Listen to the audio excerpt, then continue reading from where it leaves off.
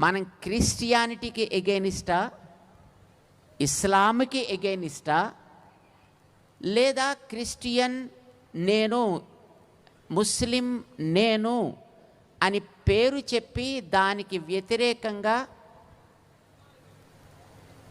తదితరమైన వ్యక్తులని హింసించే వ్యక్తులకి మనం వ్యతిరేకమా? మా ఉద్దేశం ప్రకారం మనం క్రిస్టియానిటీని ఏం అనాల్సిన అవసరం లేదు.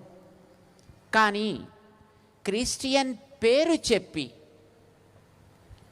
ఇతరమైనటువంటి వ్యక్తులందరినీ కూడా రకరకాల ప్రలోభాలకి లోను చేసి వాళ్ళకి వాళ్ళ ఆరాధన చేసుకునేటటువంటి దేవతా విశేషాలకి రకరకాల వక్ర భాష్యాలు చేసి సమాజంలో చెడు బీజాలని నాటే వ్యక్తుల పాలిటి సింహస్వప్నంలాగా శివశక్తి ఉండాలని మేము ఆశిస్తాం.